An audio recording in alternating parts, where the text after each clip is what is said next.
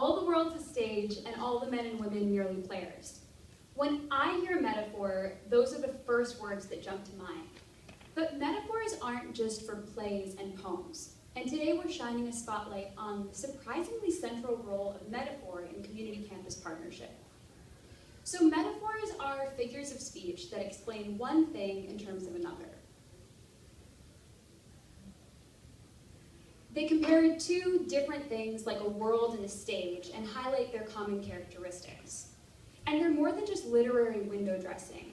They're powerful tools that help us understand the complex, the abstract, or the unknown in more concrete, familiar terms. For example, time isn't really money, but it's easier for us to think of time as money, as something to spend or save, than it is to wrap our heads around ideas like Einstein's theory of relativity or the meaning of space-time. But metaphors are always imperfect explanations. They highlight some aspects, but they hide others. And there's a whole field of research on how metaphors can actually influence our understanding. For example, in a study out of Stanford, they surveyed hundreds of online participants about their views on crime, using subtle metaphors to describe crime in a city as either a wild beast preying on victims, or as a virus, like a spreading epidemic. And they found that which metaphor was used was the most predictive of the type of solutions participants then proposed to the crime problem, even more than their gender or political views. So since our metaphors matter, which ones do we use? Let's start with the research pipeline, where knowledge is a valuable resource flowing from producers to users, with maybe some leaks along the way. You're laughing. We know this is a problematic metaphor. It's too linear, but it's still pretty common, especially with funders. So what if instead we mixed it up with maybe something like a digestion metaphor, where knowledge is like the food moving through a complex organic process. And sure, it's still a one-way flow of information, at least like hopefully, if it works. But I think there's just some more meaning there that we could sink our metaphorical teeth into. Another really common one is the road. We know partnership's a two-way street and you can hit roadblocks. But when you think about it, cars on a two-way street just zoom by each other. They don't really connect. And if they do, then it's a crash. But in partnership, creative collisions are a really important part. So what if we describe the journey of partnership more like sailing? I think it brings in some cool contextual elements like navigating the winds and tides together as a crew. Might be neat.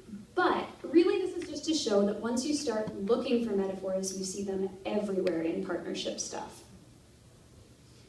Silos are really, really common. We talk so much about the problems of siloed activities and siloed knowledge, but real silos like those aren't so bad.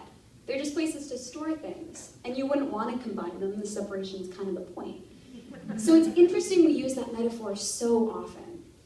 The ivory tower is another one you see all the time. And interestingly, it started out as a good thing, about protecting academic integrity from outside corruption. But now it's shifted to be more about academics' disconnect from the real world, like fairy tale Rapunzel is trapped away in a tower.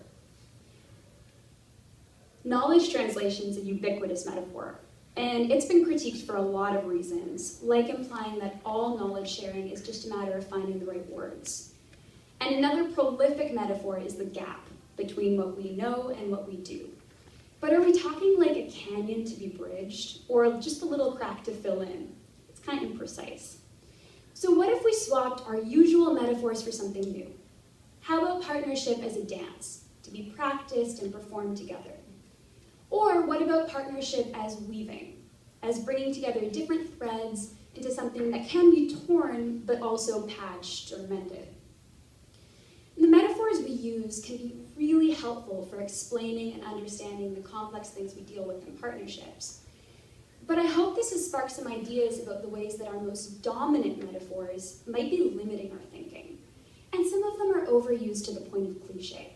So I challenge you moving forward to think about the metaphors you use and approach them more like a selection of possible frames. One might suit a certain purpose, but there's nothing stopping you from thinking outside the box to come up with creative alternatives and push the envelope of our understanding. Thank you.